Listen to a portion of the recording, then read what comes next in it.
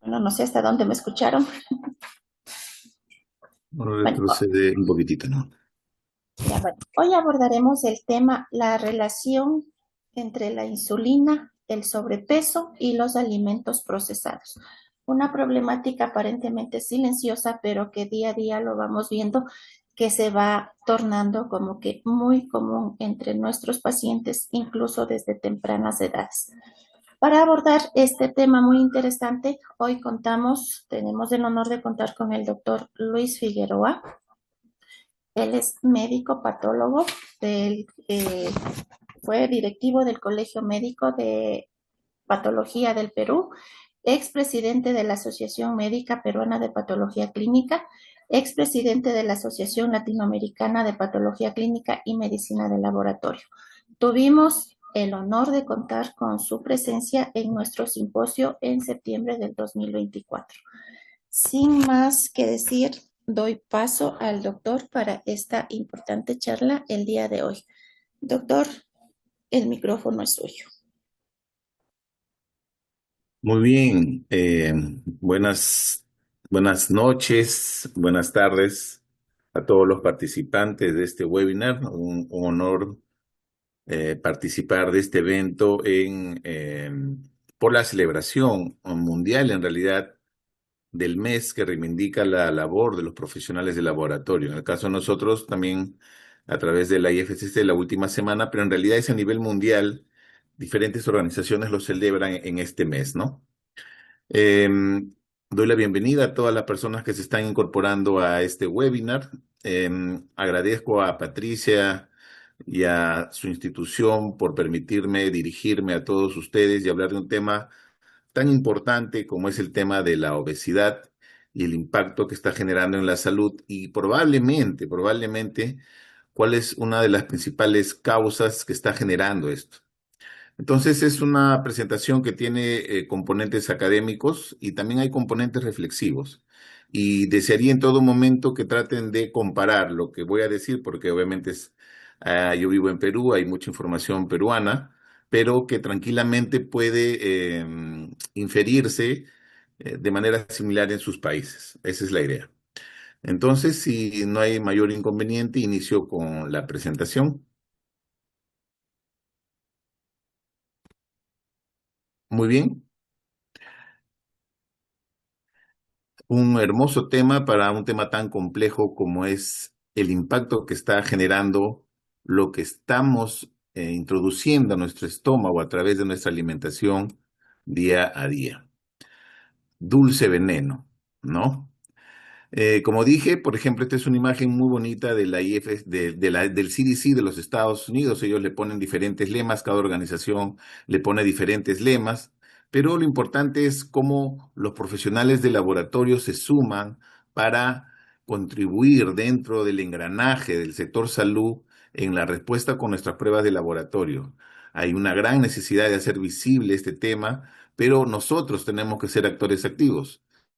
Por ejemplo, de la Asociación de Patología Clínica de Estados Unidos, del Colegio Americano de Patólogos y otras instituciones, y obviamente nosotros en nuestra Semana Mundial de los Profesionales de Laboratorio Clínico 2026, y que activamente pues participa la IFCC ya hace bastantes tiempo, haciendo visible este gran tema y nuestra contribución dentro de los servicios de laboratorio clínico.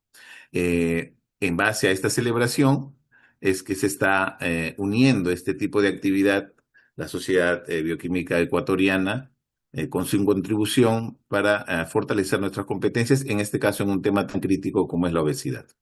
Entonces, el tema dulce veneno, la conexión oculta entre la obesidad, insulina y los alimentos ultraprocesados y los peligros ocultos que están generando un gran impacto en la salud cardio, inclusive le llaman ya cardio renal metabólica, inclusive otros libros u otras publicaciones actuales dicen cardio reno hepato metabólico, o sea, prácticamente todos los órganos. Y eso va a seguir, en definitiva, creciendo porque vamos a ir entendiendo un poco este aspecto.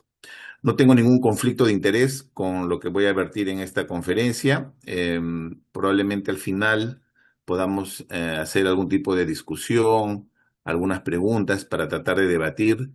La idea es que participen al final y poder de repente centrar ideas, fuerza en relación a este gran tema. Vamos a abordar algunos aspectos relacionados a este tema. La primera parte sí quizás es una revisión más académica de las actuales definiciones de obesidad, pero después ya es un componente un poco más reflexivo para entender hacia dónde vamos. Voy a empezar con un ejemplo, ¿no? Este es un caso probablemente típico o atípico, pero vamos a entender. En este caso es un niño que desde pequeño, obviamente desde infante, desde muy niño, ya tenía un sobrepeso, es decir, un niño con un peso adicional. Es probablemente que haya un fondo genético, ¿no? De parte de los padres, de parte de alguna línea de los partners que haga que él tenga este sobrepeso. Es decir, que tenga un metabolismo muy particular que le permita de repente tener un incremento de su adiposidad. Vamos a hablar de eso en especial. Incremento de la adiposidad, es decir, de la grasita, de los rollitos. En Perú le llamamos rollitos al exceso. Probablemente cada país tenga alguna denominación específica. A pesar que este niño tenía una alimentación balanceada, digamos que su ingesta probablemente de carbohidratos, proteínas, grasas, equilibrada, pero había este sobrepeso. En la infancia, adolescencia y juventud continuó esto hasta que a los 28 años llegó a tener 110 kilogramos, muy por encima probablemente de lo que él debería tener. Esta obesidad siguió incrementando. El índice de masa corporal clásico, que es un parámetro que actualmente lo tenemos muy bien definido dentro del pensamiento al momento de abordar la clasificación clásica de la obesidad, peso sobre talla al cuadrado, y a partir de ahí se pueden generar los niveles. Entonces él tenía un índice de masa corporal elevado y ya comenzó a tener presencia de hipertensión, por ejemplo, inclusive de difícil tratamiento, con polifarmacia probablemente, con múltiples medicamentos. También ya comenzó a tener prediabetes, es decir, ya comenzó a haber una alteración del metabolismo de los carbohidratos y al final comenzó a acumular un peso hasta de 147 kilos. Al final, a los 37 años, decide operarse. Hoy en día existe la cirugía bariátrica. Hay dos más frecuentes que se utilizan dependiendo del paciente. En el caso de él se sometió a una que se llama manga gástrica, que prácticamente es lo que está en la foto. Le quitaron el 70% del tamaño del estómago y se quedó con un estómago del 30%. A raíz de esto, tiene una baja de peso y comienza a dejar medicamentos porque obviamente el peso mejoró. Llegó hasta 87 kilos, miren este paciente, ¿no? Y en el 2019, hasta el 2019 se llegó a mantener entre 90 y 95 kilos comparados con los 147 de un principio. Pero a raíz de practicar el deporte, tuvo un desgarro muscular, es decir, tuvo otra vez un problema de no hacer actividad física. Apareció otra vez la presión arterial, que quizás siempre estuvo, pero como no tomaba medicamentos, esta se mantuvo latente y apareció cuando comenzó a tener este problema. Aumentó algunos kilos, probablemente por dejar de hacer actividad física. De repente ya no comenzó a comer saludablemente. Y al final, miren, un domingo, como dice la historia, tuvo un derrame cerebral, un evento cerebral. Un derrame afectó su cerebro y denominado inclusive de von Wallenberg, síndrome de Wallenberg. Habría que ver las características de esta enfermedad, pero en resumen es un derrame cerebral, ¿no? Por suerte no murió, fue hospitalizado, estuvo 15 días y después este paciente comienza a retomar su tratamiento, un tratamiento con estatinas, un tratamiento con medicamentos para la presión, para la coagulación, lo que sería ya ahora prevención secundaria, pero hasta agosto del año pasado este paciente volvió a comenzar a acumular peso a 126 kilos. Es decir, de los 147 bajó a 87, pero después de tantos años, otra vez comenzó a acumular peso, 126 kilos. Lo dejo ahí, este caso clínico, para conocer el desenlace de esta historia al final de la presentación. Vamos a ver qué es Obesidad. Si yo pregunto probablemente a todos los que estamos participando de este evento, cada una va a tener una definición de obesidad muy particular y quizás algunas diferentes. Pero yo he querido traerles una información actual. Y hoy en día cada vez hay más evidencia de que este entorno obesogénico es algo que está generando el incremento sostenido, progresivo de esta pandemia.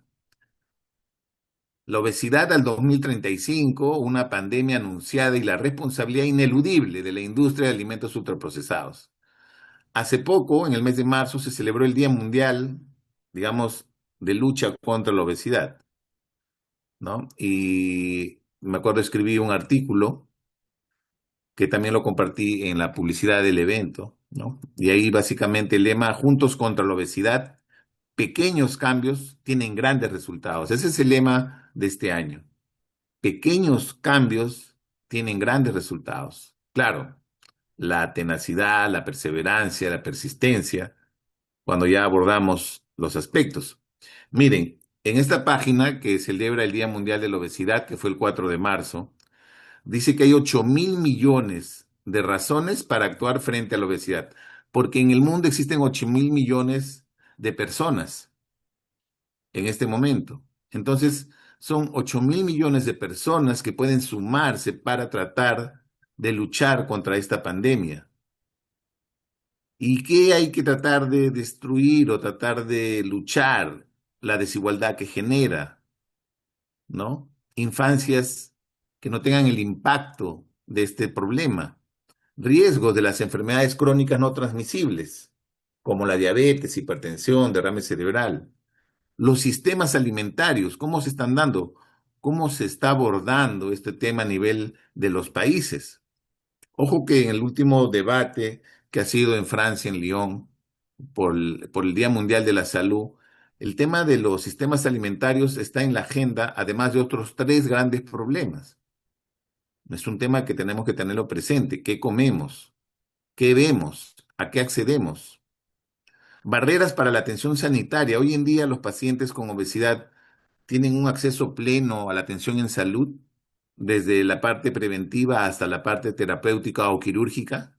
Se puede acceder con facilidad y tener todos los beneficios de lo que la ciencia nos puede proveer. El estigma social, el estigma social que tiene la obesidad en los pacientes y bueno, los entornos, como dije, la gran presión que en nuestro entorno está y vamos a desarrollar esto más adelante.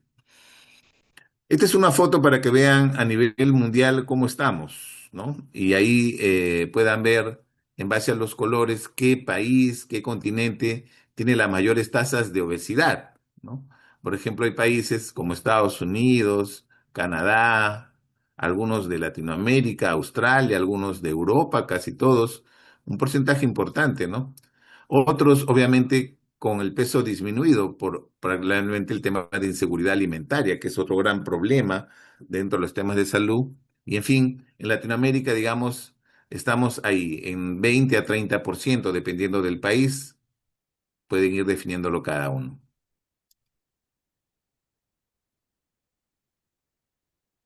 En el Perú, por ejemplo, esta es una publicación reciente del Instituto Nacional de Estadística de nuestro país e Informática, menciona que el 25% de nuestra población sufre de obesidad, es decir, uno de cada cuatro peruanos es obeso. No estoy hablando de sobrepeso, porque eso sería más. Estoy hablando de obesidad. Inclusive a nivel del país hay algunos departamentos que tienen una mayor tasa de obesidad, ¿no? Comparado con el 25% del promedio nacional. Ustedes podrían tratar de ver cuál es el porcentaje de obesidad en sus países, ¿no?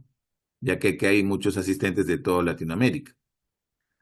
En el Perú, en la Seguridad Social alerta obviamente el hecho de que justo por las vacaciones, marzo, se estaba celebrando, muchos de los niños estaban en sus casas, probablemente habría que ver que estaban alimentándose, había mucho calor, de repente bebidas azucaradas, etcétera. hay que cuidarlos, ¿no? Entonces acá ponían un ejemplo de que teníamos que tratar de ver de que ellos al menos traten de tener una alimentación más saludable. Muy bien.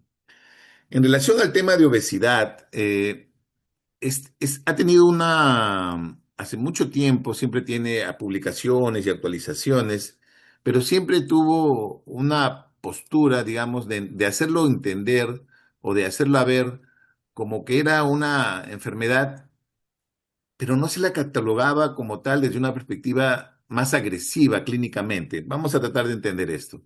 Se te podía decir que eras obeso, pero de repente tú decías, pero soy un obeso saludable porque no tengo problemas. Y bajo esa lógica, quizás hasta metabólicamente estabas bien y el sistema de salud no era más agresivo en el tratamiento contigo. Pero eso ya ha cambiado. Hoy en día, esta es una publicación que también le voy a compartir a los organizadores. Es un artículo bastante completo, publicado en enero del año pasado, donde analiza el contexto de la obesidad, que ya algunos le denominan globesidad, porque ya el globo terráqueo está afectado por este gran problema. ¿Qué es obesidad?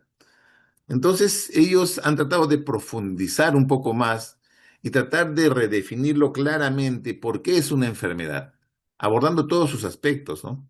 Abordando todos sus aspectos y que quede bien establecido cuáles son las etapas y los procesos para llegar a esta enfermedad, ¿ya? Es un artículo bastante interesante, es extenso, pero voy a tratar de darles algo bien resumido, pero lo más práctico. Debemos entender que obesidad viene a ser la acumulación excesiva de grasa, es decir, adiposidad. Si una persona comienza a acumular grasa en cualquiera de sus formas, probablemente visceral o a nivel del tejido celular subcutáneo, hay un incremento de la grasa. Esa adiposidad, ese exceso de adiposidad, ya lo define como obesidad. Ahora, cuando yo le decía que el índice de masa corporal hoy en día está teniendo un cambio, una redefinición, es porque bajo este criterio siempre se ha definido qué es ser obeso. Pero yo les pregunto, Arnold Schwarzenegger, muy conocido por varias películas que ha hecho, era un hombre alto, musculoso, y probablemente cuando se lo pesaba y se le calculaba su IMC, salía obeso y de repente obeso mórbido, pero era músculo, no era grasa. Es decir, la balanza no te diferencia grasa de músculo.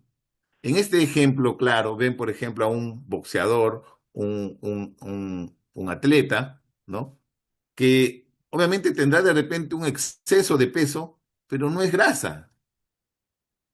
Sin embargo, puede haber personas que efectivamente comienzan a acumular peso, pero como van a ver cuando ya lean este artículo en detalle, en la literatura americana comienzan a diferenciar lo que es el illness de lo que es el disease en sí. Es decir, la enfermedad propiamente dicha puede tener una etapa donde no hay síntomas o signos, por decirlo así.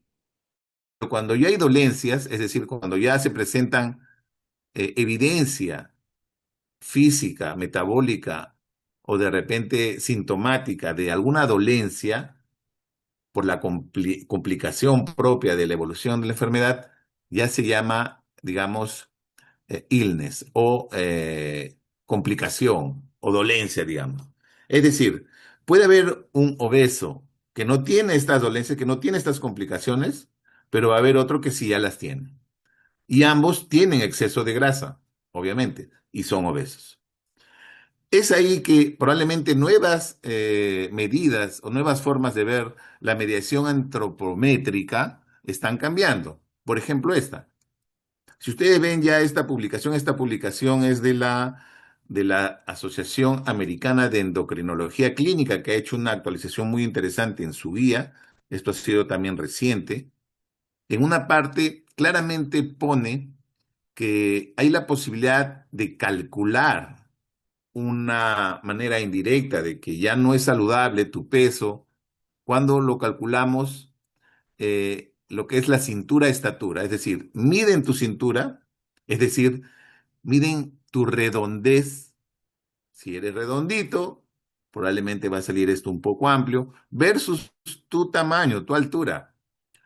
Y un detalle interesante es que esta métrica, que es muy fácil de hacerlo, ustedes pueden medir cuánto es su cintura sobre su talla y van a ver que si sale por encima de 0,5, y miren el detalle, este valor de 0,5 no está relacionado a ancestría, es decir, no, a veces van a haber muchas clasificaciones de, por ejemplo, cintura, circunferencia de cadera, circunferencia de cintura, los ratios de circunferencia, cadera, cintura y otros que están asociados a tu raza, a tu etnia, ¿no? A tu origen. Pero este no, este por fortuna no tiene nada que ver con esto.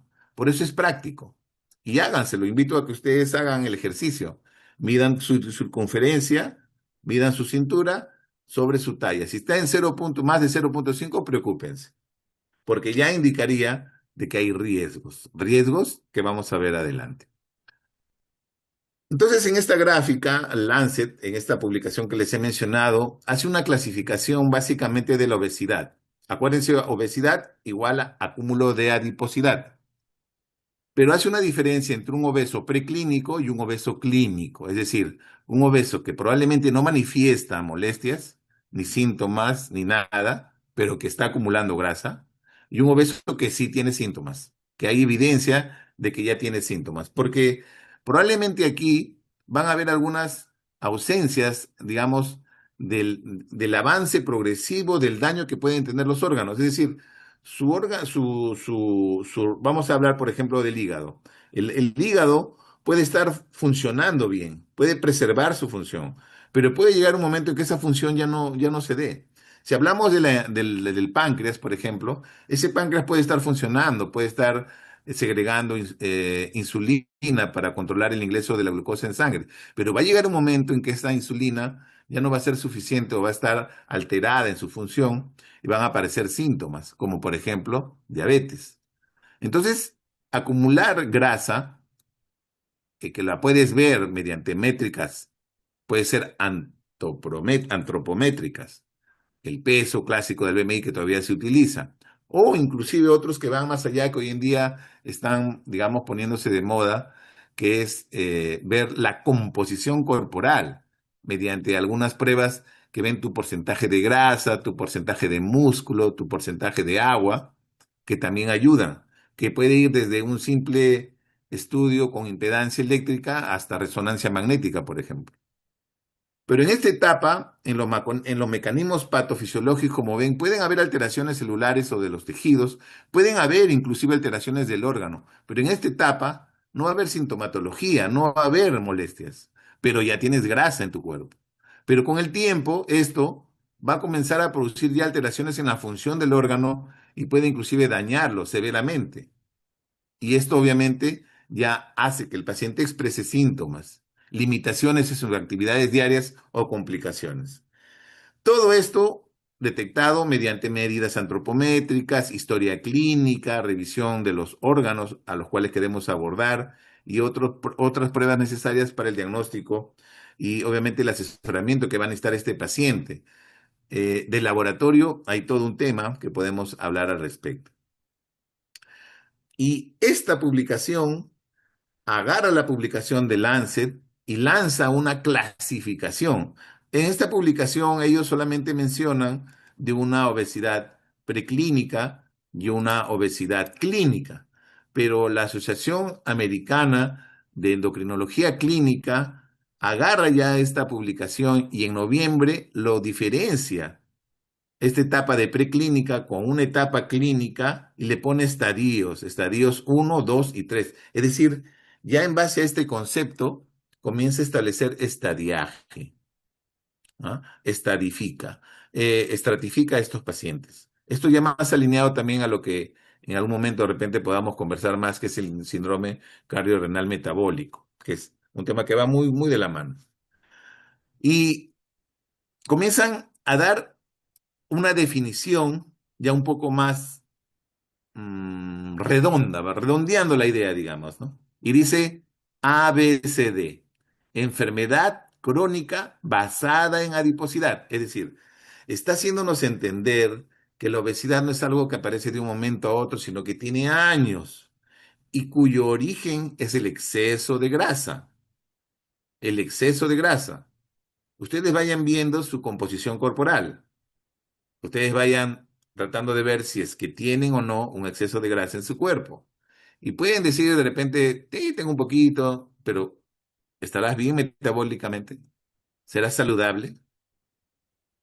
Y esta parte de la, digamos, enfermedad crónica basada en obesidad va a tener una etapa preclínica, que es una etapa donde no hay lo que acá se llama complicaciones y enfermedades basadas en la obesidad, es decir, lo que le llaman ORCD.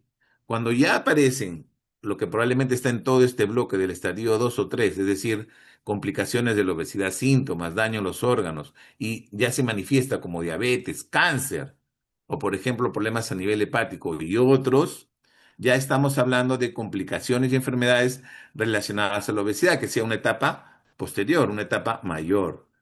Y aquí ya puede aparecer lo que se define como una obesidad clínica, ¿no? Es donde hay evidencia demostrable o sintomática de estas manifestaciones, lo que Lance llamaba illness, ¿no? Las causas genéticas, el medio ambiente, psicológicos, el comportamiento, probablemente iatrogénico, bueno, algún medicamento o comorbilidades. Y miren, en esta etapa, digamos, en este cuadro, que es el cuadro principal de esta publicación, menciona sobre la prevención primordial, sobre la prevención primaria. Yo los invito a que lean sobre la prevención primordial. En diferentes conferencias que he brindado, hablo sobre revisar más sobre la prevención primordial. Y la prevención primordial no es más que evitar que comportamientos dañinos a la salud se instalen en nuestros ciudadanos.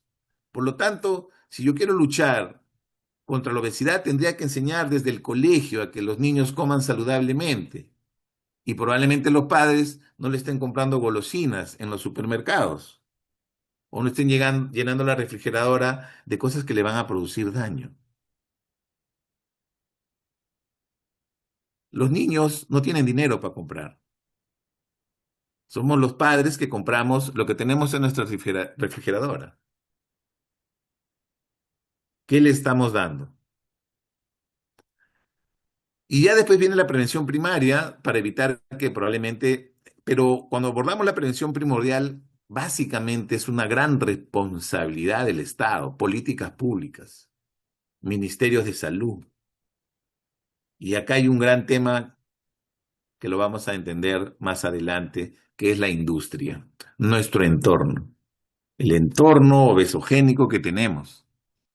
Y bueno, de acá ya vienen prevención secundaria, terciaria, en fin.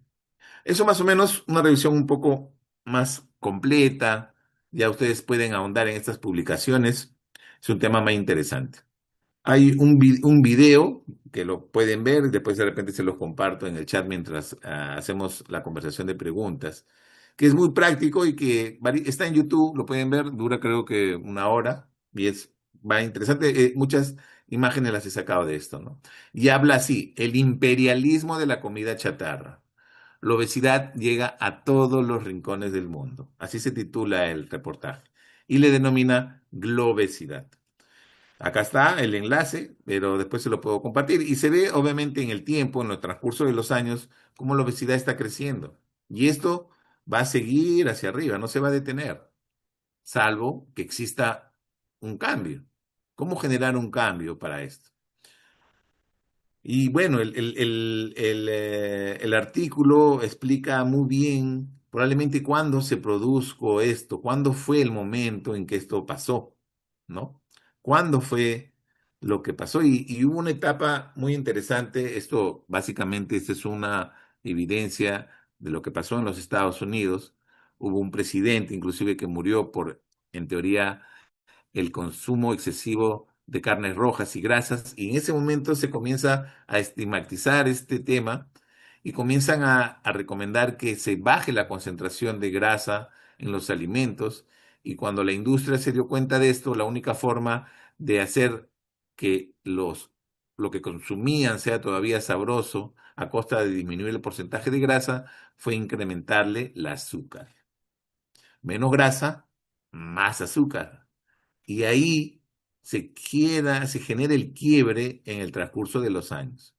Y estamos hablando del primer dulce veneno, como muy bien está en el título de esta conferencia. Aquí está su dulce veneno, la azúcar, en todas sus presentaciones. No crean que cuando hablan de edulcorantes o de los famosos productos cero, no hay azúcar. No, eso es un error.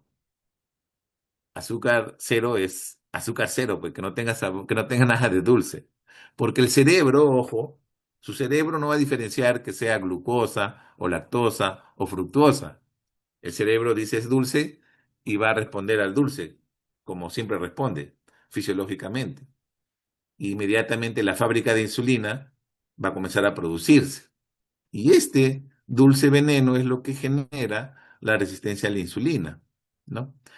Pero también viene la otra parte, te dicen, no, fuerza de voluntad, claro, trasladan la responsabilidad al ciudadano, es tu tema, tú estás comiendo mal, haz ejercicio, haz ejercicio. Y se comenzaron a crear todos los, todos los gimnasios y esta tendencia a fitness en el mundo, pero eso viene de décadas atrás y eso ha revertido el porcentaje de obesidad en el mundo. Vemos más gente en los gimnasios, pero vemos más gente delgada o sigue la obesidad persistiendo. Podemos ir reflexionando mientras vamos conversando qué es lo que está sucediendo. Y como dije, si queremos entender esto de una perspectiva de salud colectiva o prevención primordial, es el Estado. Y bueno, ponte a hacer ejercicio, mátate, haz ejercicio, métete al gimnasio, come más saludable. Está bien, es correcto, pero miren. Por ejemplo, acá les pongo una equivalencia de lo que deberíamos dejar si te comes tu hamburguesa, tu chocolate, tu juguito, dependiendo, obviamente estamos acá en toda Latinoamérica, lo que coman o lo que acostumbran comer. Miren, una hamburguesa tendrías que estar trotando cerca de una hora. Y por ejemplo, tu pizza, si no es familiar o no es tan personal, 2 horas y cuarto para correr. Es decir, tendrías que estar constantemente corriendo o haciendo actividad deportiva. Pero entonces ahí viene el otro detalle, que es lo que comes. Si esto es lo que yo necesitaría para tratar de evitar que esto no se genere, este equilibrio no se rompa entre lo que hago, lo que gasto y lo que como, probablemente la calidad de lo que comes importe. En los Estados Unidos, a raíz de este tema, se propuso esta primera pirámide y esta pirámide ha sido la hegemonía, el modelo hegemónico en los Estados Unidos por décadas. La antigua pirámide alimentaria, porque ojo, la nueva pirámide recién se ha publicado el año pasado, pero desde el año 92, por 92, 2002, 2012, 30 años casi, y un poco más, 40 años, se puso como que el alimento principal eran, mira, de 6 a 11 raciones diarias, trigo, arroz, pastas, fideos, macarrones, es decir, carbohidratos, carbohidratos, era lo que recomendaba esta pirámide, ¿no? Y en el último probablemente incluir más carnes o proteínas, leches y sus derivados. ¿Mm? Entonces, al volverse la base los carbohidratos, obviamente esto del crecimiento de la obesidad se dio.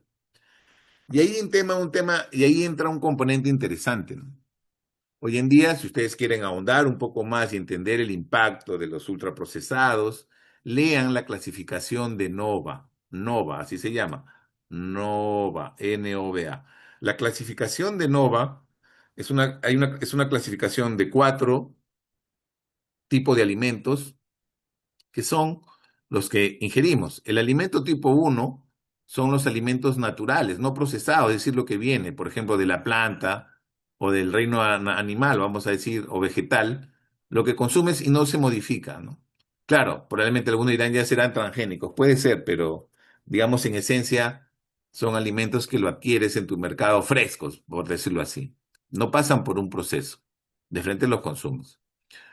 Pero ese es el alimentos tipo uno. Los alimentos tipo 2 son los que ayudan de repente a darle sabor a las comidas, ¿no? Especias u otros. Pero hay algunos alimentos que son semiprocesados, como por ejemplo, cuando se ponen los alimentos en teoría, digamos, integrales, pero con algún tipo de preservantes, que son los alimentos tipo 3. Pero los ultraprocesados son los alimentos tipo 4, es decir, aquellos alimentos que tienen un proceso industrial con el único objetivo que explote de sabor en tu paladar, o denominados también hiperpalatables, ¿no? Alimentos súper deliciosos, que cuando llegan y se mezclan en tu boca, pues si quieres seguir comiéndolos más. Pero ¿qué pasa con ellos? Tienen un alto contenido de azúcar.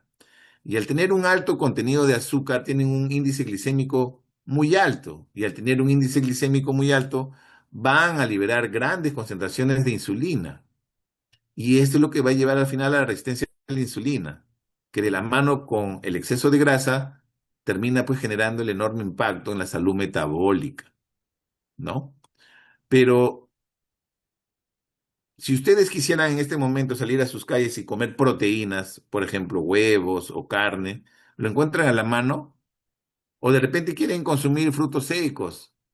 Están más baratos que de repente, no sé, pues unas tortas unas tortillas en México. O no sé, en el Perú, por ejemplo, hay mucho producto que se vende en calle, pero son carbohidratos. ¿Qué alimentamos? Y aquí, por ejemplo, se ve cómo esta industria de los alimentos ultraprocesados se ha ido incrementando en diferentes países, ¿no? En Latinoamérica hay muchos estudios que hablan y el impacto que está generando. Yo los invito a que lean. También puedo compartirles artículos a los que estén interesados. Me escriben, me contactan. Al final voy a poner mi acceso a redes y les puedo dar la información que necesitan para entender el impacto enorme que están teniendo el consumo de alimentos ultraprocesados hoy en día en nuestra salud. Por eso en este artículo pongo alimentos ultraprocesados, es hora de priorizar la salud ante las ganancias. Y esto es así, esto ha pasado y seguirá pasando. Si desde pequeños, si desde adolescentes consumimos este alimento, como lo dice en este video, alimento chatarra, el imperialismo del alimento chatarra, este tema de la obesidad no se va a detener.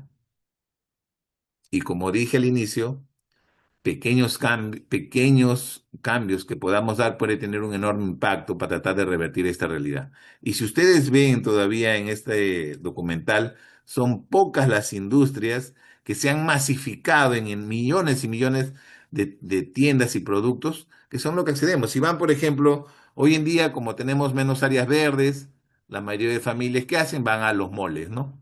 Vamos a shopping, vamos a un mall, porque ahora los moles se han vuelto los puntos de encuentro familiar, un sábado, un domingo. Ya no van a las áreas verdes de repente a hacer actividad deportiva o a otro lugar. No, van al mall. ¿Y en el mall qué encuentran en el patio de comidas? ¿Hay comida saludable? ¿O qué tiendas se encuentran? Y miren, acá ponen las principales tiendas que son las responsables de la gran cantidad de ultraprocesados.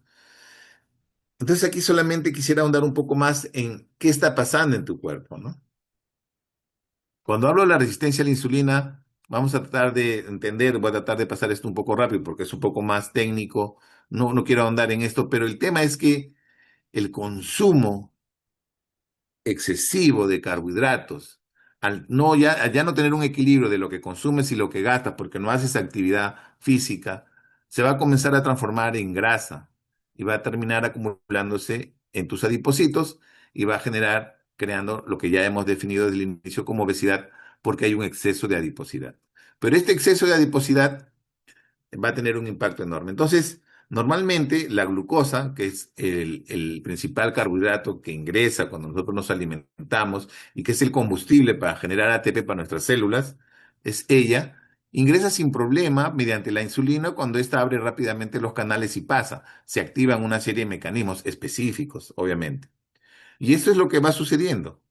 Pero cuando de manera excesiva estamos ingresando grandes y frecuentes bocanadas de alimentos con alto contenido de azúcar, esto va a generar un impacto. Si esto es una vez al día, dos veces al día, tres veces al día, cuatro veces al día, va a ser peor. Y justo el fenómeno de los ultraprocesados es eso. Estar consumiendo constantemente carbohidratos te genera la necesidad de seguir comiendo carbohidratos, porque rápidamente ese fenómeno de hiperglicemia genera un fenómeno de hiperinsulinemia que puede terminar en una hipoglicemia que necesitas otra vez, si te sientes un poco mal, de otra vez otra bocanada de carbohidratos o de ultraprocesados si te sientes bien. Y es como un círculo vicioso, que obviamente para romperlo tendrías que ver qué es lo que comes. El exceso de grasa, al final, sí termina generando unos componentes que se llaman ceramidas y el diacilglicerol, que son los que lentamente van a generar un cambio, ¿no? Esta lipotoxicidad, obviamente, este impacto negativo, va a comenzar a generar una inflamación. Algunos ya le llaman metainflamación, que es parte, por ejemplo, ineludible de los eventos cardiovasculares. Acuérdense que la enfermedad cardiovascular, es decir, infartos y derrames, son la primera causa de muerte en el mundo. Esta metainflamación se puede comenzar a producir por este tema de la lipotoxicidad, del exceso de acumulación de adipocitos, ¿no? Hay inflamación, se comienzan a generar una serie de mecanismos, pero estos mecanismos, el diacilglicerol, ceramidas y, por ejemplo, el factor de necrosis tumoral alfa, comienzan a generar un cambio en algunas digamos, eh, componentes moleculares que van a comenzar a alterar este mecanismo normal que me permitía que naturalmente la glucosa ingresara a la célula. Al generar este daño, este impacto de estas quinasas que le llaman, van a generar obviamente un trastorno en este mecanismo y lo único que generan es el bloqueo, es decir, ya esa glucosa, esta puerta se cierra, esta puerta ya no va a permitir que ingrese la glucosa y la glucosa comienza a acumularse afuera de la célula lenta y sostenidamente. Esto al final genera pues un círculo vicioso, ¿no? Hay una resistencia a la insulina, los tejidos ya no van a tener esa capacidad de poder recibir la glucosa, especialmente el músculo. El músculo es el más responsable, el mayor consumidor de glucosa en el cuerpo y que sirve obviamente para que nosotros estemos en actividad, en psicomotricidad. Va generando hiperinsulinemia compensatoria por el exceso de glucosa, se generan fenómenos a nivel de receptores, lipogénesis de novo, etcétera, etcétera, etcétera. Y todo esto al final termina en lo que ya conocemos, ¿no? Si la insulina ya no es capaz de generar el ingreso de la glucosa, obviamente a las células, y la glucosa comienza a elevarse lenta y sostenidamente, es cuando aparece pues la diabetes, por ejemplo. Este incremento, que en un inicio puede ser prediabético y después ese diabetes se manifiesta en los años, es por este daño, ¿no? De esta lipotoxicidad, de este daño que se generan en estos mecanismos íntimos, digamos, de la célula, que ya no permiten el ingreso. Al final, tenemos pues temas específicos, ¿no? Que hacen que el depósito, por ejemplo, de esta grasa, la adiposidad, la inflamación o metainflamación, inclusive, aparte de la metainflamación, hay un desequilibrio a nivel de la homeostasis proteica, temas de ubiquitinización, temas en los proteosomas, la incapacidad que comienza a existir a nivel celular para poder hacer una reparación del daño. Vienen los daños y la expresión a nivel mitocondrial, etcétera. Son muchísimos mecanismos asociados a este gran problema que terminan también en hiperinsulinemia. Al final se bloquea esta capacidad de que puede ingresar la glucosa a la sangre, se agota la célula beta, diabetes. Hiperinsulinismo, el ingreso constante de glucosa. Y este mecanismo, obviamente que en un inicio puede ser leve, se va haciendo constante justo por el ingreso de estos productos como los alimentos ultraprocesados. Desde el laboratorio clínico tenemos la posibilidad de nosotros incluir en nuestros reportes. Por ejemplo, hay muchos pacientes que le piden glucosa y le piden insulina y podemos agregar un cálculo muy interesante que se llama el OMA. Y este cálculo OMA, que necesitamos el valor de insulina y glucosa, permite establecer si el paciente está o no teniendo ya una resistencia a la insulina, ¿no? Esto lo hizo este investigador, pueden leer el artículo y ampliar. Y aquí, por ejemplo, puse insulina 35 elevada, glucosa 125 en el límite de diabetes y me sale 10, ¿no? Por ejemplo, el umbral que pone aquí, que es superior de 2, haría presumir que ya este paciente tiene resistencia a la insulina. Ahí mismo te dice qué hacer, por ejemplo, ¿no? Obviamente empieza por modificación en el estilo de vida, sería lo más racional, pero esto que es tan simple, que es modificar tus estilos de vida, si fuera tan sencillo, ¿se revertiría a nivel de nuestros pacientes? Es complejo. ¿Por qué es complejo? Porque lamentablemente, aparte de entender el tema de del impacto que tiene este tipo de alimentación, hay que entender que la glucosa en sí, este dulce veneno que les pongo aquí en discusión, es adictivo. El obeso sufre de una adicción, y la adicción, ¿cuál es? La glucosa, el azúcar. Así como tratan a un adicto al alcohol, un adicto a las drogas, un adicto a otro tipo de adicciones, ludopatía, sexo, etcétera. De la misma forma que se aborda de manera integral, multidisciplinaria, estas adicciones, el obeso debería ser tratado de la misma forma. Por eso es que hay mucho fracaso y no es tan sencillo. Por eso puse ese slide de fuerza de voluntad. ¿Será tan simple? Bueno, acá habla del ejercicio cardiovascular y muscular específicamente y el tema de medicamentos si fuera necesario. Sé que están escribiendo algunos temas en el chat. Al final de la presentación aclararé algunas de esas inquietudes. Y miren, otra forma que nosotros podemos ver a nivel de laboratorio clínico, y lo vemos de una u otra forma con un test que lo hacemos con mucha frecuencia, es la prueba de tolerancia. La prueba de tolerancia oral a la glucosa. La prueba de tolerancia oral a la glucosa es un test fabuloso. Y este test me permitiría, en base a los resultados, entender que el paciente ya tiene un problema a nivel periférico. Que claro, no voy a poder discriminar si es resistencia a la insulina o es una disfunción de las células beta. Para eso hay test específicos que son el gold estándar y que son muy complejos de hacer. Pero otra forma de ver de que el paciente ya tiene resistencia a la insulina es hacer un test de tolerancia oral a la glucosa. Muy bien. Ahora vamos a tratar de comprender el entorno. ¿Qué pasa en nuestro entorno? ¿Cómo está nuestro entorno? Y estas diapositivas como quien dice, voy a mutearme, voy a entrar en silencio. Y quisiera que ustedes, al ver cada una de ellas, reflexionen. Voy a dejar unos segundos cada una de ellas y ustedes simplemente véanla con detalle y reflexionen al respecto. En este momento voy a silenciarme, voy a pasar estas diapositivas. Estas diapositivas me los hizo un amigo con IA, con IA generativa, así es que vamos a tratar de verlas brevemente.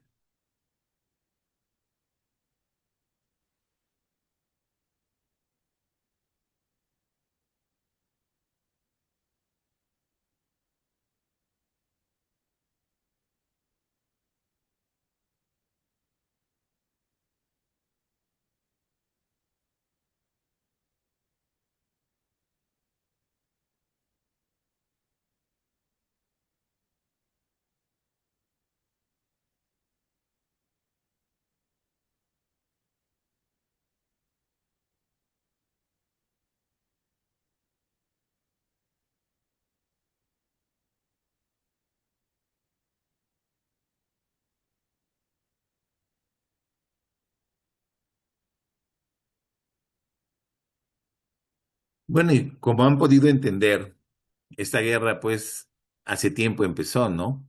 Digamos que es una guerra comercial, podríamos definirlo así. Hay una guerra comercial, hay un impulso sostenido de querer constantemente vendernos estos productos. Y mírenlo. Y encima, estratégicamente usando el marketing, te lo venden ya no de la perspectiva del producto, sino en base a tus emociones. Por ejemplo, si yo pregunto, ¿cuál es la soda o gaseosa relacionada a felicidad? Probablemente me van a decir una marca. ¿Pero es eso realmente? Entonces hay un bombardeo, pues definitivamente comercial. Vean su entorno, ¿no? eh, y esto es todos los días. Esto obviamente está generando un impacto enorme y este entorno obesogénico, esta tendencia obesogénica no se detiene y está generando un daño, ¿no? Al final el factor, hay temas relacionados al incremento, obviamente, de enfermedades crónicas, ¿no? Y el toma es, ¿qué estamos comiendo? ¿Qué le estamos dando a nuestros hijos? Por ejemplo, ustedes vean nomás cuando hacen un compartir en sus laboratorios o en su hospital o donde trabajen. ¿Qué compran para el compartir? ¿Qué alimentos compra para su compartir? Y dígame si no es probablemente la mayoría de ellos carbohidratos. Y bueno, diabetes, hipertensión, infartos, derrames, problemas osteoarticulares, inactividad física, sedentarismo y otro gran tema que es el estigma social. Inclusive hoy hay una tendencia a querer hacer entender que esta corporalidad de exceso de peso es normal. Ven ahora una tendencia de poner modelos gorditas o modelos gorditos, haciéndonos creer que todo esto es normal. Pero ¿será normal acumular grasa? Y el azúcar, en definitiva, pues es un gran tema, ¿no? Cero azúcar. Y les pongo este plato. En Perú, cada vez que viajo, he ido a diferentes países, me resaltan el tema de la gastronomía peruana. Y sí, probablemente Perú, gastronómicamente, su comida podrían decir que es deliciosa. Es más, ya hace varios años el mejor restaurante del mundo son peruanos, ¿no? Creo que un año fue Central, este año es Maidó, que son fusiones, esta es una comida Nikkei, pero este es un plato típico, por ejemplo, peruano, un tallarín o un fideo con pollo, acompañado de unas papas con una salsa a la huancaína, que utiliza leche, queso, galletas. Miren la bomba de carbón. Voy a explicar un poco esto. Disculpen. El tallarín peruano, como dice ahí Fátima. Mucho carbohidrato, ¿no? Y claro, podría decir que es rico, porque claro, de repente el aderezo y los componentes, no estoy en contra de la comida peruana, ojo, amo la comida peruana, pero la proporción probablemente y la calidad del producto, ¿no? Estaba hace poco tratando de ver un detalle y hablaron un tema muy particular, ahorita les amplío. ¿Qué hay en sus países, no? Vean su naturaleza, ¿no? ¿Qué productos se encuentran en sus mercados? ¿Qué pueden acceder? En el Perú tenemos una gama de riqueza en flora y fauna y básicamente es porque en el Perú tenemos la suerte de el mundo tiene cerca de 28 estratos climáticos, algo así, y Perú tiene cerca de 23, es decir, tenemos casi todos los estratos climáticos, por lo tanto tenemos casi toda esa biodiversidad, por eso el Perú es considerado un país megadiverso, por lo que puede obtener. Sus países también probablemente tengan riqueza, y en el tema marino, Perú es una de las capitales de Latinoamérica que está en la costa, está muy cerca al océano. Y escuchando a una especialista en temas del océano, experta en temas marinos, habló un tema que yo no lo sabía y decía que solamente hay 4 lugares en el mundo que tienen una gran riqueza en su flora y fauna del océano, y Perú era una de ellas. Y explicó las razones por las cuales esto era así. Y ahí probablemente explica por qué la característica del sabor de nuestros alimentos marinos. Pero miren, todo es proteína ahí, todo es proteína. Y ni qué decir de lo que podemos encontrar en el mercado en lo que son frutas y vegetales. Perú ahorita es exportador número 1 de arándanos, que tiene una gran cantidad de antioxidantes. De paso que en el Perú, a pesar de ser productores mundiales, creo que es carísimo, no imagino cómo llegará a sus países. La palta, uno de los principales exportadores de palta, palta Hass, palta fuerte. El mango, la quinoa, etcétera, el espárrago, bueno, no puedo seguir. El tema es que tenemos mercados donde podemos acceder a productos frescos y naturales, que claro, van a tener azúcar, sí, pero también tienen fibra, también tienen otros componentes, quizás lo que quede de sus vitaminas y minerales, coenzimas, etcétera. Ayudará mucho. Y aquí, pues, grandes alimentos, ¿no? Como es esta fruta, la palta o el huevo, ¿no?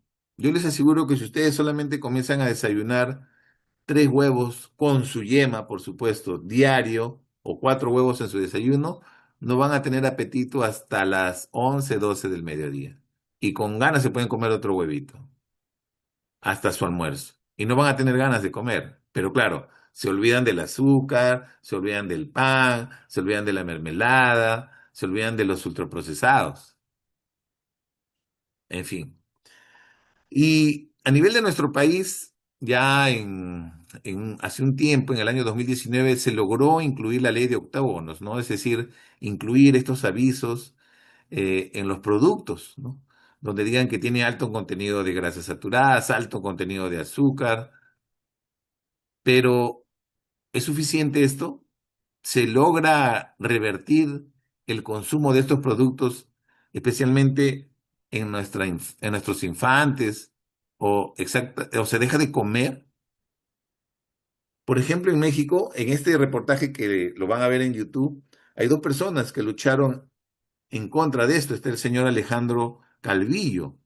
Él probablemente quizás de México nos puedan compartir su experiencia y él abordó este gran tema del poder de consumir y logró obviamente incluir una ley que permita imponer impuestos altos a las bebidas azucaradas, ¿no?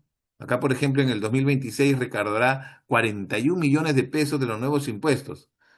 Claro, hay algunos comentarios de que también esto se afecta, por ejemplo, al agua, pero digamos, cómo es el tema del consumo de estos productos en los países. Y hay iniciativas muy interesantes. Chile, por ejemplo, también es otra de ellas, ¿no?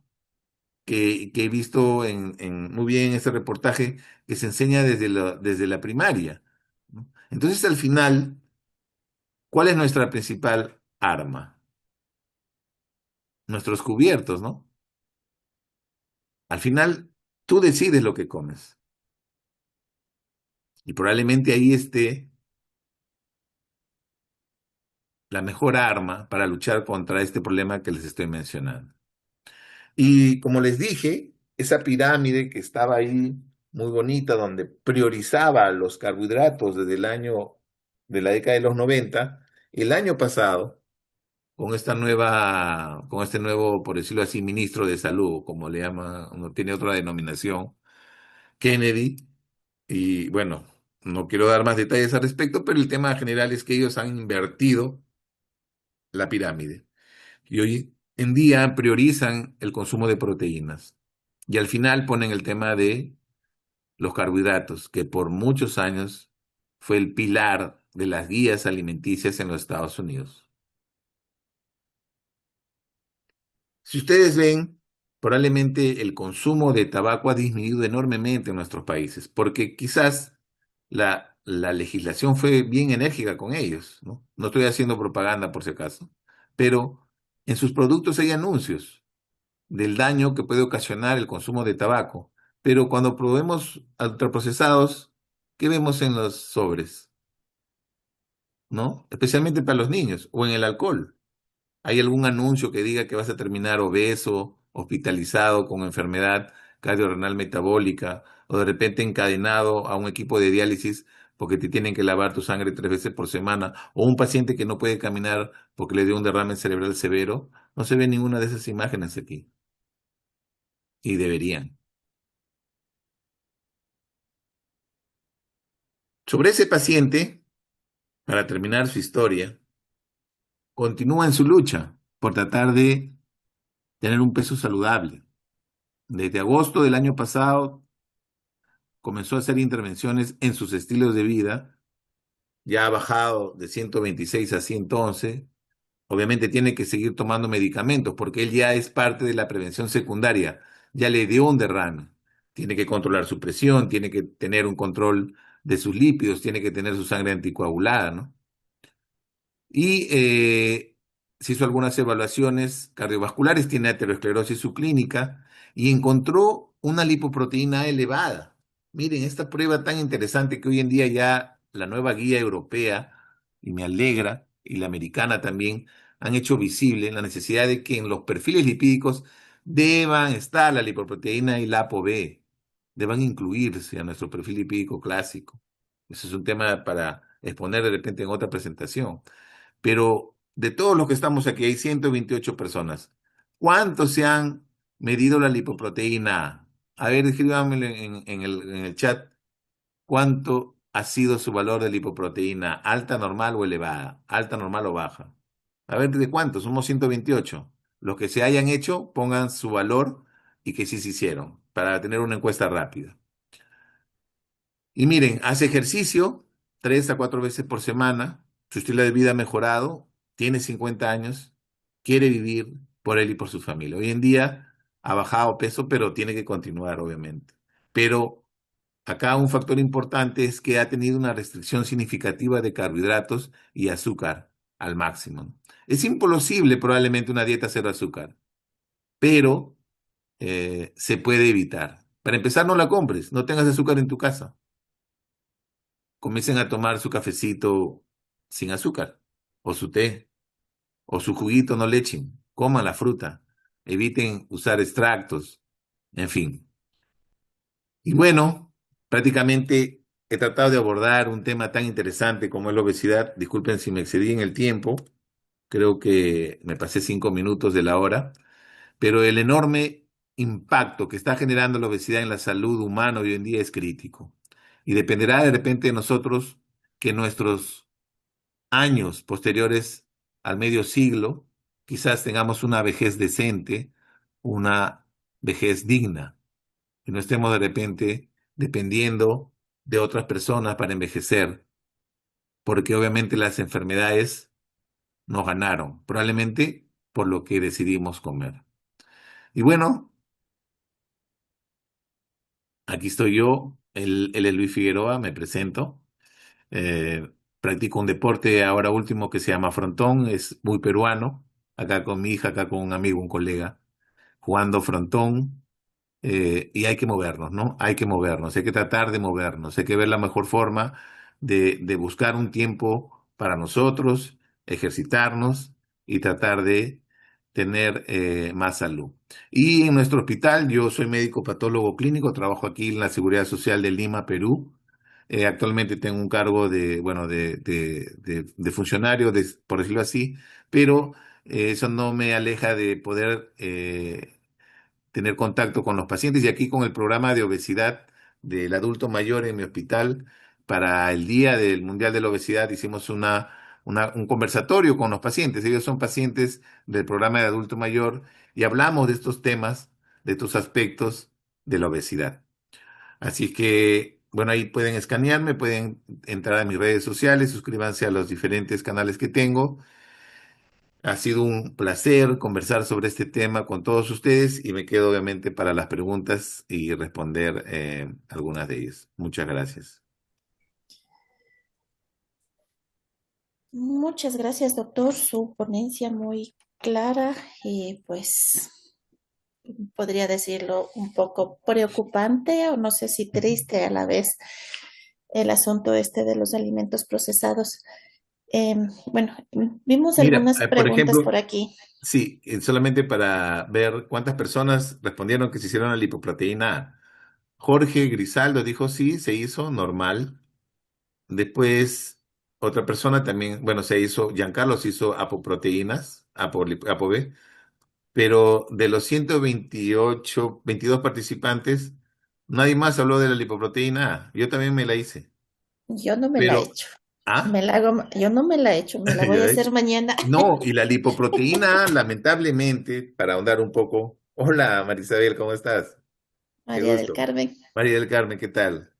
Para terminar esta partecita nada más, la lipoproteína, para mala suerte, no tiene nada que ver con tu estilo de vida. Es decir, puede ser una persona fitness, puede ser un atleta de alto rendimiento, pero si tienes la lipoproteína elevada, lamentablemente vas a terminar teniendo un evento cardiovascular grande, o un derrame, o un problema a nivel de una válvula, a nivel del corazón. Entonces tenemos que saber cómo están nuestros valores de lipoproteína. Hoy en día, afortunadamente, cada vez está siendo más visible. justo a nivel de la IFCC, tengo el honor de ser parte de un comité liderado por Sanja Stankovic. Ella es de Serbia, de Belgrado, y se llama Cardioimpacto. Justo varios especialistas relacionados a la salud cardiovascular nos vamos a reunir justo en Belgrado en junio, el próximo mes, de acá a 2 meses, para hablar de estos temas, ¿no? Y la lipoproteína es parte de un paper que se está elaborando para hablar de estos temas, pues, interesantes de la salud cardiovascular. Muy bien. Así es que háganse la lipoproteína. ¿Qué Bueno, tal? ¿Cómo estás? lo Bien, in- bien, gracias. Pido la palabra, por Por favor. supuesto, por supuesto. Ok, primero felicitándote, siempre excelentes tus ponencias, con mucho conocimiento, felicitaciones y gracias a todos los que se han conectado. Nada más quería, a más de felicitar y luego dar paso a las preguntas, nada más 5 minutitos, que por favor contesten la encuesta de satisfacción. Todo aquel que conteste va a tener el documento muy importante sobre la ¿Cómo obesidad. hago para contestarlo? ¿Perdón? Está en el link que estoy pasando en el chat. Por favor, contesten para que puedan recibir también la información por su tiempo valioso de apenas 1 minuto y medio, pero van a tener ustedes un documento muy importante sobre la obesidad, justamente donado por el doctor Luis Figueroa. Quería yo agradecer porque este evento es de la Semana Mundial del Profesional del Laboratorio Clínico de la IFCC, un evento que se realiza mundialmente, prácticamente va a ser este año del 20 al 26 de abril, pero todos los eventos que están haciéndose en abril están siendo conjugados a esta celebración mundial que nace el 10 de abril del año 2022 en Múnich bajo la presidencia del IFCC del doctor Khosrow Radeli. Ha ido creciendo de la mano con la doctora Tompkins Osben y es un evento que lo organiza el Comité de Relaciones Públicas que tengo humildemente la dicha de dirigirlo. Así que cuento con el apoyo de todos ustedes de Latinoamérica porque Cola Biocli, la Confederación Latinoamericana de Bioquímica Clínica, ha estado siempre liderando en aportes tanto de videos, de audios. El mismo doctor Figueroa todos los años nos ha participado enviando material muy valioso y ahora ya no es un evento que se puede decir es un programa o una iniciativa de la IFCC con los datos de estadísticos desde el año 22 hasta lo que hemos recibido marzo del 26. Realmente es un evento que ha generado un impacto mundial. Esto es un reconocimiento al trabajo intenso que se ha tenido en el cuidado y la salud del paciente. En la página web de la de IFCC y en la página web del globalmedlabweek.org, realmente es increíble toda la cantidad de conocimiento, de experiencias que tenemos de todo lo que sucede en el laboratorio clínico. Hemos tenido los laboratorios Salvan Vidas, Vive mi laboratorio y actualmente tenemos un día en el laboratorio. Yo quiero agradecer toda esta apertura y les solicito para que ustedes puedan tener un conocimiento más amplio de este programa, de este evento mundial y ustedes ser parte de ello, por favor contesten la encuesta que se les estará enviando también este obsequio que nos ha dado el doctor Luis Figueroa. Y muchísimas gracias. Cualquier inquietud estoy a las órdenes. Gracias pues a nuestra presidenta de la Sociedad Ecuatoriana de Bioquímica Clínica, Patricia Erazo, y Luis, pues siempre hay preguntas que vale la pena contestar. Así que muchas gracias su tiempo y su atención.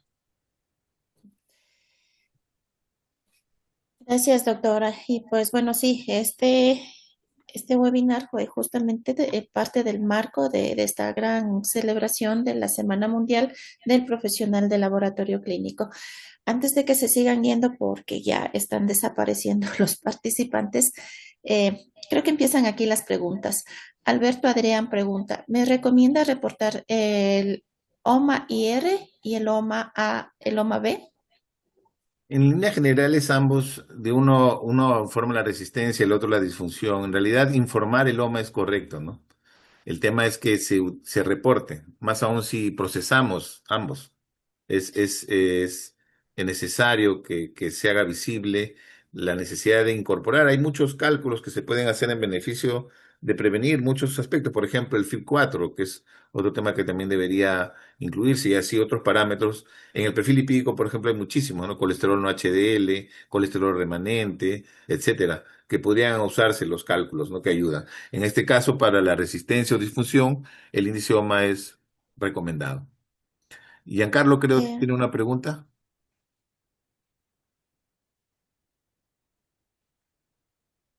Sí, buenas. ¿Qué Buenas tal? noches, doctor. Bueno, Primero felicitarte por tu exposición. Siempre, ha sido muy claro, muy didáctico desde que te conozco y sobre todo es loable y muy inspirador la lucha personal que estás haciendo tú en tu salud y cómo eso extrapolas para que todas las demás personas del sistema de salud puedan aplicarlo y difundirlo, ¿no? Yo te felicito, sinceramente es un cambio excelente el que estás haciendo y bueno, estamos en ese camino y ojalá que poco a poco, granito a granito, las personas puedan mejorar y básicamente es un cambio de paradigma en la mente de las personas para que puedan vencer este flagelo que es la obesidad, ¿no? Saludos. gracias, gracias. Giancarlo García es colega, médico, trabaja aquí en la Seguridad Social y también es parte de una corriente de colegas que estamos tratando de luchar contra este problema de la obesidad. No es fácil, ojo. Hacer visible esto no es nada sencillo, pero necesitamos más personas que se sumen a un proyecto de tratar de revertir esta tendencia, porque si no lo hacemos ahora, probablemente el futuro no va a ser muy próspero para todos. Sí, Patricia. bueno, ahí pensaría que viene la guerra, ¿no? Entre la industria, la guerra entre el tiempo. A veces mi lado femenino me dice, no, las mujeres tenemos todo el derecho de salir, de trabajar y de todo lo demás. Pero lamentablemente, en el fondo sabemos que nuestras abuelas prácticamente pasaban en su casa, tenían el tiempo de hacer todos los alimentos preparados. Y pues bueno, ahora miremos la diferencia, ¿no? Entonces, lamentablemente es complicado combinar las dos cosas, pero bueno, ahí sí hace la lucha. En cuanto al índice OMA, igual, bueno, yo tenía una inquietud. Muchas veces los médicos nos piden glucosa e insulina por separado y pues bueno, usted lo dijo que vale la pena nosotros como laboratorio poner ese plus y aunque no me lo solicite, poner el índice OMA. ¿Por qué? Porque muchas veces hemos visto valores de glucosa normal, valores de insulina normal. Ah, bueno, estoy bien, perfecto. Pero el momento que lo transformamos en el índice OMA, oh, sorpresa. Ya vemos un inicio de esa resistencia a la insulina de la que hemos hablado hoy y pues ahora hemos aprendido algo más que vale la pena nos incluir en nuestros reportes el índice OMA. Acá tengo otra. Ahí para ahondar un poco, en la Asociación Americana del Corazón a finales del 2023 anunció la necesidad de tener una visión holística desde la salud cardiorrenal metabólica, ¿no? Así lo menciona. Y estratifica a los pacientes desde grado 0 hasta grado 4. Y en el grado 0 sería un paciente saludable, pero saludable significa también metabólicamente. Y este concepto, y yo lo pongo siempre como ejemplo, ¿no? Yo le aseguro que si pongo a, no sé, pues 5 mujeres y al frente de ellas les pongo un niñito muy delgado, probablemente biotípicamente delgado, ya un niñito un poquito gordito, cachetoncito, rollizo, y le voy a decir cuál se ve más saludable, te aseguro Se que ve el las 5 gordito. me van a decir el gordito, porque creemos que debe ser así y es un tema también hasta cultural, ¿no? No, el gordito bonachón, el gordito se ve saludable, pero realmente será así. Metabólicamente estaremos bien y es un tema que tiene que revertirse, ¿no? Que pretender creer que el acúmulo de adiposidad es saludable no es correcto. Bueno, en eso de de mirarlo gordito, a veces incluso nos ha pasado, ¿no? El médico le solicita una biometría hemática al niño que está gordito, entre comillas. Y la mamá dice, bueno, hágale, aunque ¿qué va a tener anemia? No ve si está gordito, ¿qué va a tener anemia? Sorpresa, sí la tiene. Entonces, sí Ya, son muchas partes culturales también. hay una Acá mala. tenemos otra pregunta que dice, hola, ¿existe alguna relación entre enfermedad de Hashimoto con resistencia a la insulina? Ese es un tema muy interesante. Claro, la enfermedad de Hashimoto, tradicionalmente como una enfermedad autoinmune y que afecta especialmente al sexo femenino, en fin, eh, se podría decir que es un trastorno hormonal asociado a un fondo inmunológico. Hoy en día, y yo los invito, y no lo puse en la presentación, pero pueden buscarlo, entren a TikTok, entren a Instagram y busquen a Nicolás Olea. Nicolás Olea es un médico radiólogo español, pero Nicolás Olea, y lo van a encontrar también en YouTube, tiene varios videos en varios podcasts, y tiene muchísimas publicaciones de lo que se llama disruptores endocrinos. Los disruptores endocrinos son, en líneas generales, productos que se pueden incorporar, digamos, a nuestra salud por el tipo de consumo que tenemos. Por ejemplo, él habla del eh, fenómeno combinado, le llaman, y pone como ejemplo a la mujer. Dice, una mujer se pone su lápiz labial y el contenido de toxicidad del lápiz labial está en límites permitidos porque justo está en el límite y lo que esté por debajo de él es saludable, por encima de eso no hay problema. Entonces, tiene componentes tóxicos, pero que no superan el daño para producir al cuerpo.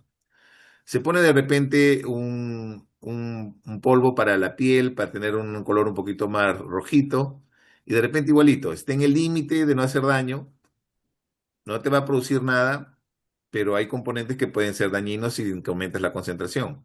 Te pones un delineador, te pones de repente uno para la ceja, etcétera. Al final, si tú combinas todo, este efecto combinado, ten la plena seguridad que va a ser dañino. Porque si sumas todos los límites, puedes llegar a tener un límite dañino. El mismo ejemplo lo pone para los alimentos. Habla de que consumes, por ejemplo, un tomate que está en los límites de toxicidad, consumes una zanahoria en el límite de toxicidad, una lechuga en el límite de toxicidad, pero cuando consumes todo tienes una ensalada que le llama el fenómeno cóctel, que puede ser dañino. Él menciona que existen más de 10.000, entre 10.000 a 15.000 productos demostrados que son dañinos para la salud. Pero sin embargo, las empresas regulatorias o la industria ha restringido poquísimas. Por ejemplo, en España de estas más de 10.000, recién van restringiendo cerca de 20 y falta mucho por hacer. Eh, y todos estos productos que tienen componentes que son dañinos y se conocen, pasan al cuerpo humano y generan mecanismos. Por ejemplo, en una diapositiva generada por IA, puse a una niña que ya tenía probablemente y se veía en la sombra como que era una adolescente. Y estamos viendo el fenómeno cada vez con más frecuencia de niñas entre 8 o 9 años que comienzan ya a tener de repente menstruación, una pubertad precoz, olor de repente a nivel de sus axilas, maduración sexual de repente jóvenes, por el impacto de estas sustancias. Y estas sustancias también están asociadas no solamente a trastornos hormonales, sino también a cáncer y a problemas metabólicos. Entonces, hay mucho que ver. En otra presentación también hablé de todo lo que es el tema de, el impacto de los micro y nanoplásticos en la salud humana. Un artículo que recién va a salir también va a ser muy bueno verlo. Entonces, hay mucho que ver en algo que hoy en día tenemos que ampliar y es el tema de salud planetaria. Nosotros como profesionales de la salud tenemos que conocer más de temas de salud planetaria, que es un tema también bien interesante y que lo dejo ahí en tu agenda.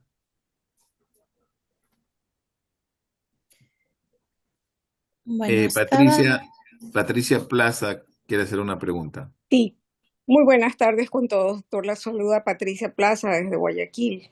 Ah, qué gusto, buenas noches. Encantada, doctor. Precisamente quería acotar algo, un argumento algo coloquial con respecto a su charla Y algo que usted mencionó, un punto principal de que en los productos que consumimos no existen las advertencias de cuánto daño nos puede causar.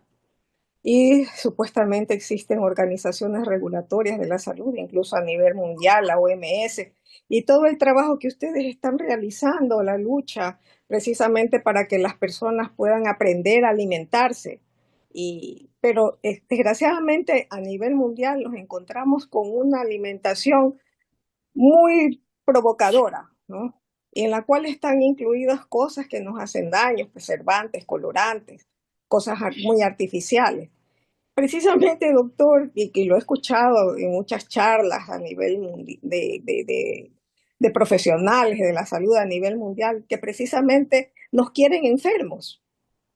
¿Usted qué piensa de esto? Entonces la lucha que ustedes realizan o los que queremos aprender a comer bien, sería a la final una cosa cuesta arriba o contracorriente, ¿no? Porque precisamente nos quieren enfermos. ¿Usted qué Mira, opina de esto, mi yo doctor? acá como mencioné, y si son un poco más reflexivos, hay una enorme presión de un entorno industrial de vendernos esto, ¿ya? De que consumamos esto. Y se sabe, me has hecho acordar algo. En la época de pandemia se generó el fenómeno de inseguridad alimentaria. Inseguridad alimentaria significa no tener que comer, es decir, dormirte con hambre, no tener algo que llevarte a la boca. A nivel de la región en Latinoamérica, muchos niños escolares en países de bajos ingresos y medianos, su principal comida era lo que le daban en el colegio en el desayuno. Lo que le daba esa escuelita y lo que el Estado probablemente podía darle era su mejor comida del día. En la pandemia ya no la tuvieron, porque quédate en casa, quédate en casa.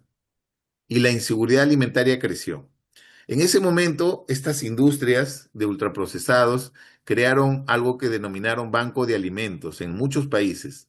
Y los bancos de alimentos hacían y llevaban arroz, fideo, leche y otros temas para tratar de favorecer a estas comunidades vulnerables con inseguridad alimentaria para que puedan alimentarse y tener algo que llevar al estómago. Y bueno, funcionó bien, digamos que muchas de estas empresas en base a sus conceptos de responsabilidad social lo hicieron.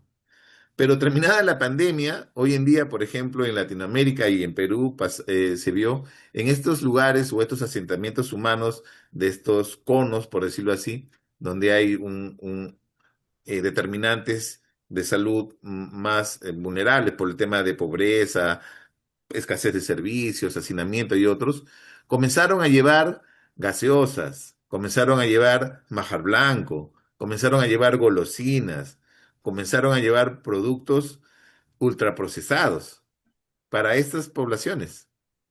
Y ellos se quedaban sorprendidos porque decían, ¿por qué me traen estas cosas? Recuerdo mucho que en Lima, los sábados me gustaba un periódico porque había una revista que tenía mucha información, pero dentro de la revista había publicidad donde si tú consumías un producto importante de estas transnacionales de pollo muy conocidas que deben también estar en sus moles, te daban vales del 25% de descuento para tus medicamentos en cadenas de farmacias en Lima. Es decir, esta combinación de lo que comes y los medicamentos. Y ten la plena seguridad, y esto es algo que lo puedo manifestar, a nivel mundial, las personas que han comenzado a luchar contra estas industrias han tenido problemas. Muchos científicos han tenido problemas, inclusive en este reportaje, si ustedes lo pueden ver, van a ver cómo estos mexicanos tuvieron amenazas, inclusive de muerte para su familia y ellos, ¿no? Y tienen diferentes estrategias comerciales para tratar de decir que el tema no va por sus productos, sino que el tema es tu responsabilidad y no la presión que tenemos a nivel de su fuerza de marketing y ventas. Y es así. Por ejemplo, estaba viendo otro reportaje como un payasito muy conocido de una industria que vende hamburguesas iba en Brasil y entraba a los colegios de niños a hacer y hablar de del cuidado al medio ambiente. Pero era el muñequito, el payasito de amarillo y blanco que daba esa ilustración a los niños. Nunca hablaba de la marca, pero él estaba ahí dando la clase. Entonces miren cómo tratan de mezclar una cosa con otra para tratar de identificar, obviamente, la presión comercial que existe. Entonces, y ten, ya para terminar este tema, que muchas de estas industrias financian campañas políticas muy millonarias para que al final, probablemente, cuando se tengan que debatir estos temas a nivel de la clase política, terminen archivándose. Precisamente ahí va mi inquietud, doctor. Ese es el gran problema, es la gran duda de saber cuántos intereses hay detrás de todo esto, de que Y no sí, nos pues, alimentemos bien y nos y, enfermemos. y al final, siendo una responsabilidad de salud primordial, prevención primordial o salud colectiva, yo creo que al final, si entienden un poco el objetivo de esta presentación, es que individualmente podemos hacer algo. Individualmente podemos hacer algo. ¿Sí? Gracias, Lorena, Definitivamente no por todo tus está perdido. palabras. Gracias, doctor. Gracias, Patricia. Bueno, como siempre nos han hablado desde todos los puntos de vista del famoso libre albedrío, desde cualquiera de las tónicas que lo quieran ver, el famoso libre albedrío, pues si vamos a eso, de una u otra forma, digamos que tienen razón las famosas industrias en decir, bueno, no es mi culpa que consuman, pero es tan alto el bombardeo de imágenes de facilidad que le dan que la mayoría a veces se termina sucumbiendo ante esta presión. Doc, respecto a eso, me nació una inquietud y parte de la ponencia. Los abuelitos suelen decir, y muchos de nuestros pacientes dicen, no, la azúcar morena es más saludable. Yo consumo pacientes diabéticos, ojo, pacientes diabéticos. No, yo consumo la azúcar morena, esa es más saludable y no me hace nada. Muchos de los que estaban presentes aquí eran nuestros amigos pacientes, pues espero que hayan escuchado la parte en la que usted manifestó que es como una adicción el azúcar. El cerebro no distingue si es azúcar de la caña de azúcar, si es azúcar del mango, no distingue si es una glucosa, fructosa, sacarosa, no distingue. Es dulce, me da placer y es lo que nos calma esa necesidad, digamos. Entonces, a este punto, igual los pacientes y su criterio de que el azúcar morena o la panela no les hacen ningún daño es también algo de cultura que tenemos que ir poco a poco con paciencia. No sé cuánto tiempo nos tome ir educándonos en esa parte y pues si no nos educamos los adultos primero, ¿cómo vamos a educar a los niños? Es también otra de las inquietudes. Eso no Es sé si es que cierto. hay En realidad, alguna otra. como muy bien dices, o sea, el azúcar en cualquier presentación, al final, ese sabor dulce es adictivo. Y el organismo, como muy bien dices, activa los mecanismos fisiológicos a nivel cerebral para que a nivel pancreático se produzca el tema. Eh, y hay ya varios estudios que lo han demostrado, ¿no? Eh, pero el tema es una decisión, digamos, personal y familiar, ¿no? Las bebidas azucaradas, por ejemplo. Hay un documental muy interesante que también pueden verlo, se llama El Susto, El Susto. No sé si de repente en Ecuador también le llamen el susto, este daño. Y lo que pasa es que en México decían que la diabetes era producto del susto, ¿no? En las comunidades rurales decían que la diabetes era producto del susto. En México fue terrible el crecimiento y la expansión comercial de estas empresas de bebidas azucaradas. Era más fácil que los niños tengan en su biberón bebida azucarada de una gaseosa o soda que agua, porque el agua era más cara por la gran cantidad de embotelladoras que se generaron. Y el incremento de diabetes en México es terrible. Aparte obviamente de su dieta muy peculiar, ¿no? Pero la industria tiene mucho que ver en todo esto, ¿no? Y claro, el tema es decidirlo, ¿no? Decidir no consumirlo. Y ahí es donde viene la fuerza de voluntad.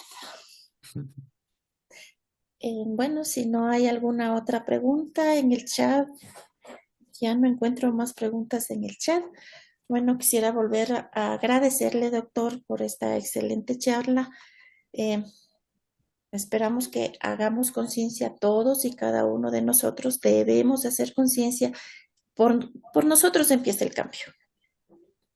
Es parte de lo que siempre sabemos y tenemos conciencia, pero muchas veces del dicho al hecho hay mucho trecho, pero tenemos que hacer ese gran esfuerzo.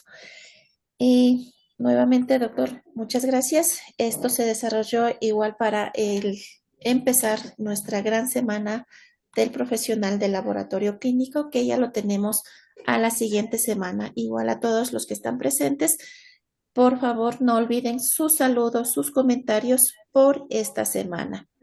Sí. No sé, Mi Pati, alguna... si me permites, por favor, nuevamente, si pueden contestar la encuesta, para nosotros es muy importante, eso nos sirve para mejorar, siempre ustedes saben, tiene que ser una mejora continua, agradeciendo por toda la participación y les solicitamos que el día lunes vamos a tener un evento también por la Semana Mundial del Profesional de Laboratorio Clínico en coordinación con el grupo de acreditación de la Confederación Latinoamericana de Bioquímica Clínica. Asimismo, muy interesantes temas. Se hablará de la digitalización, se dará un resumen de cómo está impactando también este evento. Bueno, hay muchos temas de interés. Esperamos su participación también y no dejen de inscribirse para recibir el link de participación a este evento del 20 de abril, arrancando ya la Semana Mundial del Profesional de Laboratorio Clínico en todo el mundo. Únanse porque todos y cada uno de nosotros somos parte del laboratorio y también hemos recibido en nuestra vida resultados del laboratorio. Confiamos en ellos y hay muchas frases muy bonitas que hemos recibido a través de los videos, como detrás de cada resultado hay una vida, el laboratorio es parte fundamental de la salud. Todos sabemos que el 70% del diagnóstico está detrás del resultado de un laboratorio. Y cuando se les pregunta qué opinas del laboratorio, a veces las respuestas son, ¿cómo podríamos saber cómo estamos de salud si no tenemos el resultado del laboratorio? Mi médico no me podía tratar si no sabe el resultado del laboratorio o no me puede prescribir o no me puede decir estás dada de alta. Entonces hay muchas experiencias bonitas que ustedes, mis estimados colegas, sus familias, sus amigos, nos pueden compartir y hacerlo visible a nivel mundial. Esa es la idea, visibilizar aquel héroe invisible que somos nosotros los profesionales del laboratorio. Mi estimado doctor Luis Figueroa, siempre un honor, un gusto poder escuchar y compartir sus lindísimas presentaciones. Esperamos vernos en algún momento personalmente compartiendo algún evento y gracias por el apoyo de siempre en esta Semana Mundial que viene desde el año 2022 y ha crecido exponencialmente, dando prácticamente un quiebre en el año 25 porque ya se disparó y esperamos que este año sea pues muchísimo más. Muchas gracias a todos. No se olviden de contestar, que enseguida les estaremos enviando el documento que el doctor Figueroa pues nos ha ofrecido. ¿Sí? Muchas gracias por su Muchas participación. gracias. Muchas gracias. Muchas gracias, doctor. Y ya Bueno, haremos una competencia culinaria Ecuador-Perú, porque nuestra claro que, gastronomía también. claro que sí. Ahí disfruté de sus manjares cuando estuve en Quito, por supuesto. Complicado decir algunas cosas que no. Por eso estamos con los rollitos. Gracias, muchas gracias a todos. La verdad Ok. que agradezco que hayan hecho esta actividad académica. Soy testigo fiel de lo que mencionas en relación a cómo ha ido creciendo esta actividad, que ya es parte de las actividades, digamos, cruciales de hacer visible lo que hacemos dentro del laboratorio, los profesionales, ¿no? Este es un tema que se necesita y los laboratorios tienen que demostrarlo, ¿no? Y lo hacemos. Y hay que ser visibles, hay que estar en estas grandes mesas de discusión. El laboratorio clínico tiene que estar presente. Las pruebas de laboratorio son cruciales para la toma de decisiones y bueno, la verdad, felicitarte también por la labor que vas realizando como chair, liderando este comité y bueno, desearte los mejores éxitos. Muchas gracias también a Patricia por la invitación y a todos y cada uno de ustedes por haber escuchado esta presentación que espero puedan reflexionar al respecto y de repente hacer un pequeño cambio que va a tener un gran impacto en su salud en un futuro. Muchas gracias. Gracias a usted, doctor. Siempre Una buena gracias noche. y muchos Nos aplausos. vemos. Buenas noches a Chao. todos. Buenas noches. Gracias.